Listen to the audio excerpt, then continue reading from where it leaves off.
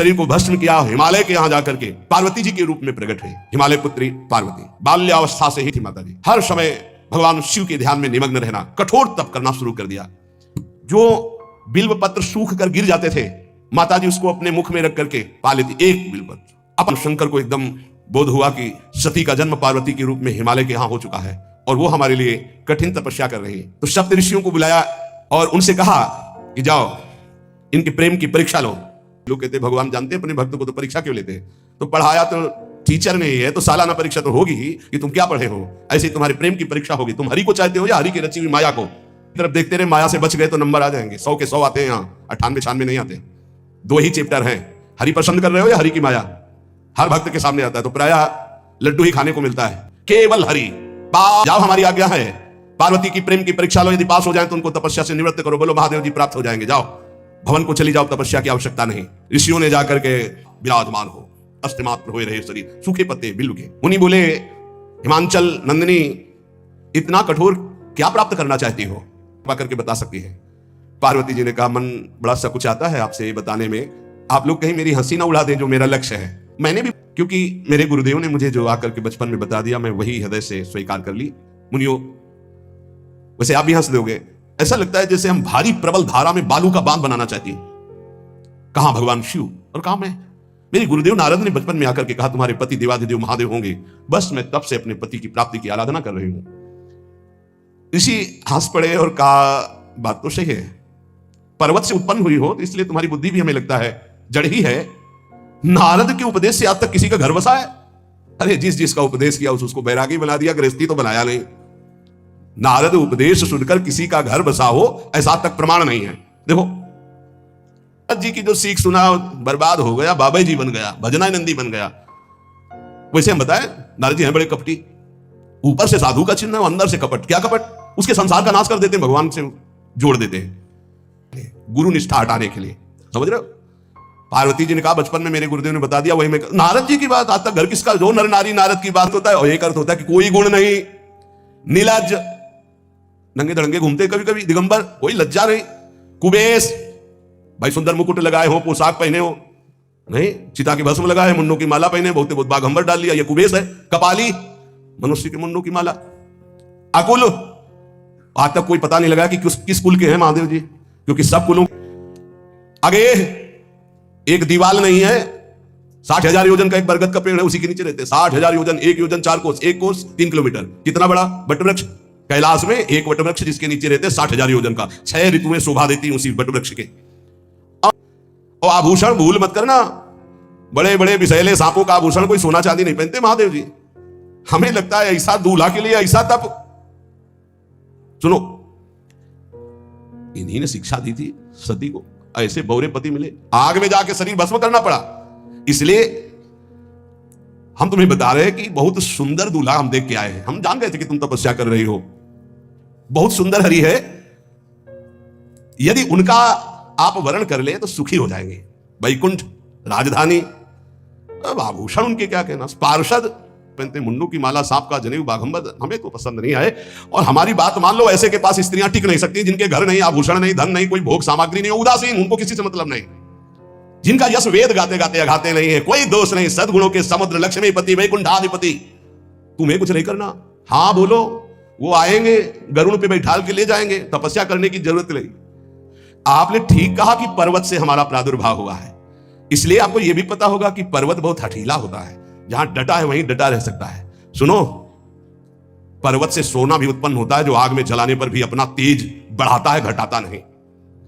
तुम मेरे गुरुदेव के प्रति ऐसा बोले कि वो जिसको उपदेश करते हुए उसका घर उजड़ जाता है। गुरुदेव के एक भी शब्द को मैं नहीं काट सकती, चाहे मेरा जीवन रहे या ना रहे। बसंत हमारा भवन, हमारा श्रृंगार, हमारा सर्वस्व, ये मिले या ना मिले, पर हमारे महादेव जी मुझे मिले। तुम आभूषणों की, वसन भूषण की बात कर रहे हो, ग्रह की बात कर रहे हो, पद की बात कर रहे हो। तुम्हें बता दूं सप्तऋषियों, जिसे अपने गुरुदेव के वचनों पर विश्वास नहीं, गुरुदेव का भरोसा नहीं, उसे कभी कोई सुख और सिद्धि कदा प्राप्त ही नहीं हो सकती।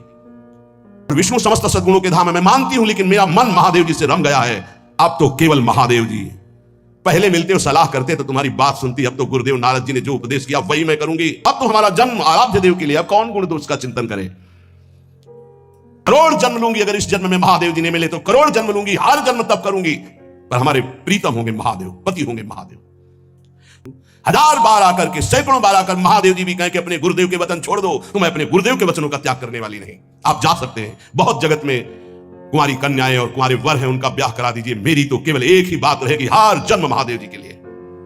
साष्टांग दंडवत की और कहा, जगदम्बा आप नित्य शिव की अर्धांगिनी, भगवान शिव ने ही मुझे भेजा था आपकी परीक्षा के लिए। जाओ, भगवान शिव सब जान रहे हैं, ब्याह पक्का, अब आपको तब करने की जरूरत नहीं है।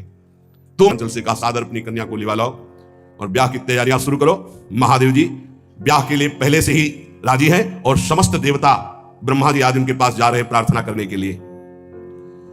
इधर जब पार्वती जी को लेकर हिमालय अपने घर पे आते हैं, तब भगवान विष्णु, समस्त देवता, ब्रह्मा जी कैलाश पहुंचे, जहां भगवान शिव विराजमान थे। सबने स्तवन किया और कहा, प्रभु बहुत दिन से सबके मन में एक उत्साह है, आप दूल्हा हो, हम सब बराती हो, आपका विवाह देखना चाहते हैं। प्रभु ये उत्सव देख ले तो हमारा जीवन सार्थक हो गया, आप हां बोलो। कामदेव के मद को चूर करने वाले आपको दूल्हा रूप में देखना चाहते हैं हम सब। ब्रह्मा जी की प्रार्थना सुन करके भगवान शिव जी ने कहा, तथास्तु, ठीक है, ब्याह पक्का। देवताओं ने नगाड़े बजाए, सप्तऋषि भगवान शिव के पास आए, कहा, प्रभु बड़ी अनन्य है पार्वती जी आपकी, अखंड प्रेम है, हमने बड़ा छल करके उपदेश किया, लेकिन उन्होंने कहा कि मैं नारद जी का उपदेश नहीं त्याग सकती, करोड़ों जन्म लूंगी और हर जन्म महादेव जी के लिए। शिव जी की आंतरिक वृत्ति जो पार्वती जी की प्रीति की है, उसे कोई नहीं जानता। बहुत विरह में रहे, ऐसा न समझे कि देवादिदेव महादेव जी परम उदासीन है, नहीं। सती जी के वियोग में बड़ी विचित्र दशा महादेव जी की हुई थी पार्वती जी के पास। और कभी बीच में घटना घट गई, कामदेव गया था महादेव जी की समाधि को भंग किया, तो महादेव जी ने कामदेव को भस्म कर दिया, तो ब्याह का मतलब क्या रह गया? भवानी ने कहा, तो तुम क्या अभी तक भगवान शिव को कामयुक्त देते थे क्या? क्या तुम समझते हो तुम्हारी नजर में अभी तक भगवान भिखारी थे और अब काम को भस्म किया है? अरे हमने भगवान शिव की आराधना की, हम संपन्न ब्रह्मबोध देखा है, वचन और कर्म से, मन से मैंने यदि भगवान शिव को अपना स्वामी माना है, योगी, अजन्मा, अनिंद्य, काम रहित, भोगहीन, तो निश्चित मुझे प्राप्त होंगे। ऋषि के बोले, प्रभु गजब की निष्ठा है, केवल आपके प्रति प्रेम है। ब्रह्मा जी ने लगन रची, सप्तऋषियों को बुलाया और कहा, ब्याह दोनों तरफ, ये लड़की पक्ष की लगन, ये वर पक्ष की लगन। ब्याह तय हो गया, दिन नक्षत्र घड़ी। ब्रह्मा जी ने सबको बुलाया, हिमालय ने सबको निमंत्रण दिया, बड़े बड़े पर्वत भेंट लेके आ रहे हैं, बड़े बड़े रसनिधि समुद्र भेंट लेकर के आ रहे हैं। वहां भोजन पान के लिए हिमालय के पास कोई कमी थोड़ी थी, रस की नदियां बह रही थी, विविध प्रकार के रस, विविध प्रकार के फल, विविध प्रकार के भोग वहां सब व्यवस्थित किए जा रहे हैं। नारायण की समाज रहेगी, दूल्हे की नहीं रहेगी, नहीं तो गाली ही पड़ेगी। हिमालय के यहां प्रवेश पाने के लिए बरातियों में सबसे पहले नारायण, फिर देवराज इंद्र का परिकर, वायु देवता, अग्नि देवता, सबसे पीछे दूल्हा की बारात। बात तय हो गई ऐसे, भाई बहुत संपन्न सब तैयार हो रहे हैं। बोले महाराज दूल्हे को तैयार किया जाए। दूल्हे की तैयारी हो रही भाई, चिता की भस्म, चिता की भस्म, इसे पाउडर ले लिया, पहले चिता की भस्म लगाई गई, अब जटाएं बांधी गई, जटाएं से तीसरा नेत्र, मानव विश्व का विनाश करने के लिए उसे पटबंद किए हुए विशाल जटाएं। जटा का तो मुकुट सवाल आ गया, अब जटा बंधे का ऐसे सांप, ये मुकुट सांप, और कुंडल करिया और भूरी भी थी, हाँ सोने चांदी के लिए, डंक मार दे तो बेहोश हो जाओ ऐसे। पहिरे ब्याला, बाजूबंद छोटे फण वाले, ऐसे जनेऊ वासुकी नाग, गले के माला भगवान का विभूत, ऐसा स्वरूप है। और शेर की छाल नीचे, शशि ललाट, द्वितीया का चंद्र उठते, जटा के बीच से गंगा जी, नयन 3, माथे गला बंद है, 2 खुले हैं, उपबीत भुजंगा, जनेऊ वासुकी नाग, गरल कंठ, नीलकंठ विष यहां रोके हुए, और मुंडों की माला, हाथ में त्रिशूल, डमरू बंधा हुआ, नंद के स्वर पे सवार। बोले ऐसे दूल्हा के लिए दुल्हन तो त्रिभुवन में नहीं मिलेगी, ऐसा दूल्हा दुल्हन का मिलेगी। आगे आपकी सवारी, नारायण भगवान उनके चतुर्भुज पार्षद, शोभा सुगंध सौरभ, आगे गरुड़ पे सवार, पीछे हंस पे सवार, ब्रह्मा जी अपना परिकर। भी दूल्हे के पास मत भटको, पीछे रहने तो सब अलग अलग समाज चलो, नहीं पानी नहीं मिलेगा हिमालय के अगर आगे ये हुई तो। अब तो दूल्हा सबसे पीछे, सब बराती क्रम से पहले हम, फिर ब्रह्मा जी, फिर देवराज इंद्र, ऐसे सब। भगवान शिव ने कहा तुम अपने पार्षद सब लिए हो, तो हम बुलाते हैं। श्रृंगी निकाली, जे ही बजाया तो भगवान शिव के पार्षद आ गए। अब कैसे शिव के बराती है, जरा ये आगे पार्टी तो निकल गई बंदनी। ये जो भगवान शिव ने बुलाया बरातियों को, अपने साथियों को, किसी के एक को मुख नहीं, केवल मानसिक का पिंड है, और किसी के पूरे शरीर में मुख है, मुख है। किसी के एक भी हाथ पैर नहीं है, लुढ़कता चल रहा है, और किसी के बहुत से हाथ पैर हैं। किसी के नेत्र नहीं है, किसी के बहुत नेत्र हैं। बड़ा विचित्र। किसी के हड्डी हड्डी है तो कोई बहुत मोटा है, कोई बहुत पतला है, तनभूत। और किसी के सुअर के मुंह, किसी के कुत्ता के मुंह, किसी के गधा के मुंह। बड़ा विचित्र भेष भगवान के शिव के पास। नाच ही गावे, भगवान शिव के सामने नाच रहा गा। कैसा शोभा होगी। खून लपेटे पिशाचिनी, अगिया बेताल, रोड लाइट, अगिया बेताल, भगवान शिव की बारात। भूत प्रेत बड़े मौजियल, स्वामी का विवाह हो रहा है, खूब छिलक कर नाच रहे, देख ले तो मूर्छा आ जाए। अब बनी है वहां कोई बातें नहीं, सब भूत है, भूत प्रेत पिशाचिनी, ऐसे स्वर निकल रहे हैं। अब भगवान शिव चले नंदिके पर सवार होकर, जस दूल्हा तस बनी बराता। हिमालय बड़े उत्सव में है। देवाधिदेव महादेव जी की महिमा हिमालय की पत्नी से नारद जी ने सब सुना रखा। विराजमान है, वहां सिद्धियों की कौन सी कमी है। ये हुआ कि जय हो बारात पधार रही है, सामवेद का गान करते हुए गरुड़ पर विराजमान भगवान नारायण। सब हिमालय वासी ओहो धन्य है, धन्य, यही दूल्हा है, बाराती है। दूल्हा तो भी बहुत सुंदर हो गए, सब देख के लुभायमान हो गए। नारायण परिकर सब वेद सब दूल्हा पीछे, गांव के नगर के लोग है ना, ये दूल्हा नहीं, सयाने लोग कहते हैं दूल्हा, दूल्हा तो ये तो ब्रह्मा जी है, देवराज इंद्र, ये दूल्हा नहीं, नहीं नहीं, ये दूल्हा नहीं, ये दूल्हे की बाराती है।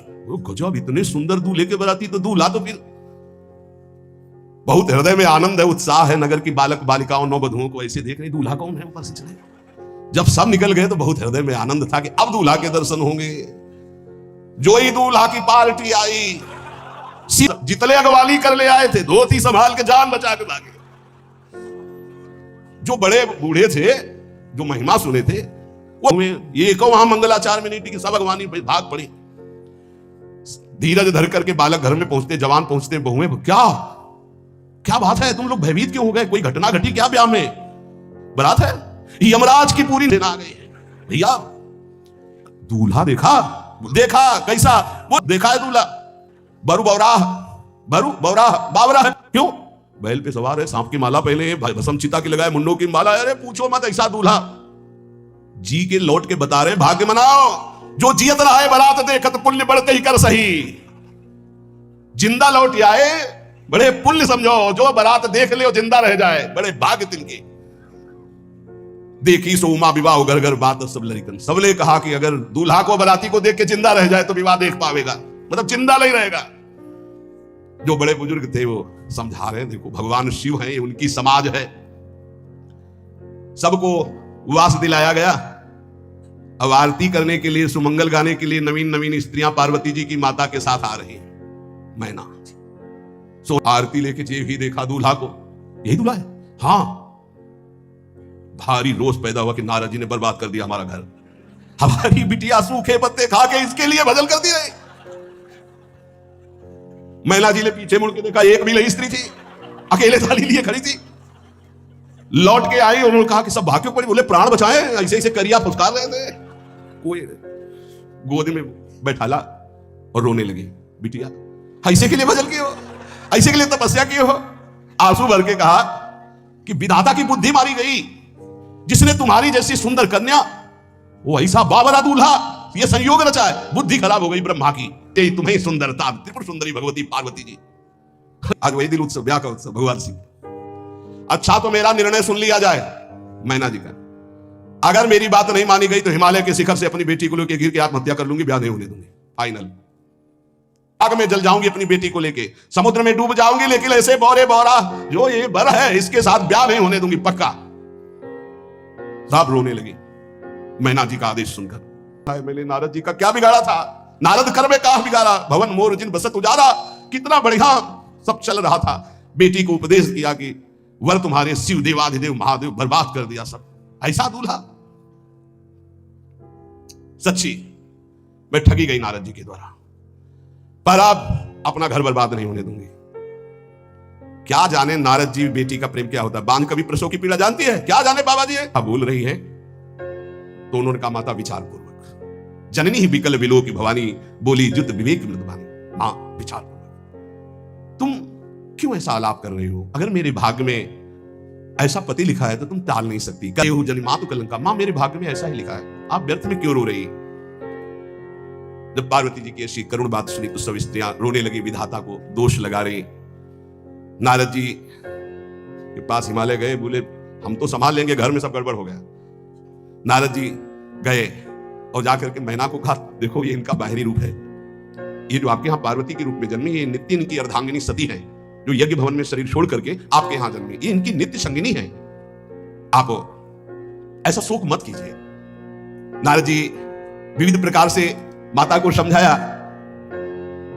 ऐसा पुकार रहे तो भगवान शिव ने प्रणाम किया और सती जी के मन में संशय हुआ। सती जी ने सीता वेश धारण किया। जब भगवान शिव ने जाना तो उसी समय त्याग कर दिया था कि अर्धांगिनी रूप में अब कभी स्वीकार नहीं करो, क्योंकि पूज्य माता का रूप आपने था और आपके यहाँ पार्वती जी के रूप में जन्मी है। जब नारद जी ने बताया कि आप बिल्कुल धैर्य रखिए, भगवान शिव का वैभव आपने देखा नहीं, इनका बाहरी रूप है, समझाया मैना को तसल्ली। बोले अभी दूल्हा रूप आपको दिखाते हैं, आप चुप रहिए। तब मैना के हृदय में कुछ शांति हुई। जितने गांव के नगर के सब लोग थे सबको सूचना पहुंची, डरो मत, भगवान शिव है, ये लीला कर रहे हैं, अभी ये रूप से विवाह होता है। वह हमारी सारी जो बिचौलिया में पिट रहे हैं, उधर जाओ तो उधर, ये रूप हटाओ। बोले कौन सा रूप धारण करें, दूल्हा रूप धारण करो। भगवान शिव ने जे भी, बहुत सुंदर शिव है, कर्पूर गौरम जैसे चिदानंद, 16 वर्ष की अवस्था, हाथ में दर्पण और अद्भुत मुकुट धारण की हुई, जटाएं ढकी हुई, गौर वर्ण, वो सुंदर रूप जो देखे सो मोही। सौंदर्य रूप महादेव जी का। चलो अब जो देवनार के लिए सब शुभ नौवधुएं सब मैना जी को बुलाया, देखो दूल्हा आ रहे हैं, एक एक कदम ऐसे चल रहे, संभाल संभाल के जैसे चलना सीख रहे हो, तांडव के कदम बारात में जो देखे सो मोही। मैना ने कहा हो भाग्य, ऐसे दूल्हा बोले वही हैं जो नंदी पे सवार थे, इनके स्वरूप को जानना बड़ा कठिन है। अब जो विवाह का ठीक समय देख करके समस्त देवता और वेद स्वयं मूर्तिमान होकर वेद उच्चारण कर रहे हैं। जब श्रृंगार करके सभा में आई ब्याह मंडप पे, तो कोई ऐसा नहीं था जो देखकर मोहित ना हो गया हो। त्रिपुर सुंदरी अम्बा है, लेकिन सब ने उनके श्री चरणों में सर झुकाया, क्योंकि जगदात्मा महेश पुरारी त्रिपुर सुंदरी है। जब वो दुल्हन रूप में पधारी, कोई भी ऐसा नहीं था जो एक बार देखकर मोहित न हो, पर सब श्री चरणों में, क्योंकि जगदम्बिका है, भगवान शिव की आद्या शक्ति है। सुंदर का सुंदर रूप है नव किशोरी, और दुल्हन रूप पार्श्व में बैठे अत्यंत सुकुमार, कपूर और चांदी की तरह गौर वर्ण, एकदम तेजो में, विशाल नेत्र, स्वर्ण आदि के आभूषण, कहीं कोई एक भी सब कुछ नहीं, बिल्कुल नव किशोर राजकुमार स्वरूप भगवान शिव पार्वती का मन रूपी भौरा शिव जी के रूप को देखकर लुभायमान हो रहा है। प्रारंभ हो, आश्चर्य की बात, गणेश जी का पूजन सबसे शुरू हुआ। ले बोले गणेश जी पार्वती जी के मतलब पुत्र का भावांतर कि जो उट्टल लगा रही थी उसी से ये आदि गणेश है, ये आदि गणेश है। जैसे आदि ब्रह्म स्वरूप ये गणेश है। भगवान शिव और पार्वती जी ने प्रथम गणपति पूजन किया। मुनत करना कि ये वो पुत्र है जो पार्वती जी से प्रकट हुए, बोले नहीं, ये अनादि गणपति का पूजन हो रहा है जो ब्रह्म गणपति है। किया कन्यादान, ये बहुत बड़ा गृहस्थ धर्म में परम पावन है। देखो जो हमारी पूर्व धर्म मर्यादा की संस्कृति कितनी पावन संस्कृति है, जिसको आज हम भूलते चले जा रहे हैं, मनमानी आचरण करते चले जा रहे हैं। इसलिए गृहस्थ भी सुख में नहीं रह गया है। गृहस्थ अगर धर्म के अनुसार हो तो उसको परम पद की प्राप्ति होती, परम मंगल होता है। बहुत ये जो हमारी धर्म मर्यादा है बहुत सुख देने वाली है, लेकिन इसका प्रतिदिन उल्लंघन ही होता जा रहा है। न माता से मतलब, न पिता से मतलब, मनमानी आचरणों से मतलब, जो मन जैसे आवे वैसे बहे, वेद मंत्र उच्चारण करते हुए जय हो जय हो जय हो, विविध बाजे बज रहे, पुष्पों की वर्षा हो रही। भगवान शिव और पार्वती जी का विवाह संपन्न हुआ। बहुत कुछ श्री चरणों में भेंट रख करके हिमांचल ने प्रार्थना की, प्रभु आप तो कृपा के समुद्र हैं, अगर मेरी पुत्री से कभी कोई गलती हो जाए तो क्षमा करना। नाथ उमादेव, हे शिव आपसे एक ही प्रार्थना है, मेरी पुत्री अबोध है, कभी कोई गलती कर दे तो हे नाथ मैं क्षमा चाहता हूं, मेरी पुत्री से कभी आप रुष्ट मत होना। उनको आशीष दिया, ढांढस बंधाया। फिर भगवान शिव और उमा आनंद पूर्वक कैलाश पधारे। की महिमा को तो वेद नहीं पार पा सकते। गोस्वामी तुलसीदास जी कह रहे, मैं भला उस महिमा को कैसे गा सकता हूं, मैं तो गवार बुद्धि का हूं। भगवान शिव और माता पार्वती जी आज भी अब भी कैलाश में विराजमान है। हर शिव और पार्वती का जो मंगल में विवाह सुनेगा, भगवान के चरणों में प्रीति समस्त पापों का नाश होकर हृदय की निर्मलता, हरिहर में प्रीति निश्चित प्राप्त होती है, क्योंकि ये परम वैष्णवाचार्य, परम बोध संपन्न जगत गुरु भगवान शिव की लीला हृदय के अहंकार को मिटाती है। ये अहंकार के अधिष्ठात्र देवता है भगवान शिव, और जब तक अहंकार रहता है तो हरि के चरणों में या प्रियाजू के चरणों में प्रीति नहीं होती। अहंकार का अपहरण कर लेते हैं और दैन्य भरी भक्ति हरि के चरणों में हो जाती है। इसीलिए भगवान श्री राम अपनी अयोध्या वासियों से हाथ जोड़ भी कैलाश में नित्य विहार करते हुए विराजमान है। ऐसे उनके चरणों को प्रणाम करके अपने आराध्य देव के चरणों में प्रीति मांगते हैं। जय जय श्री राधे।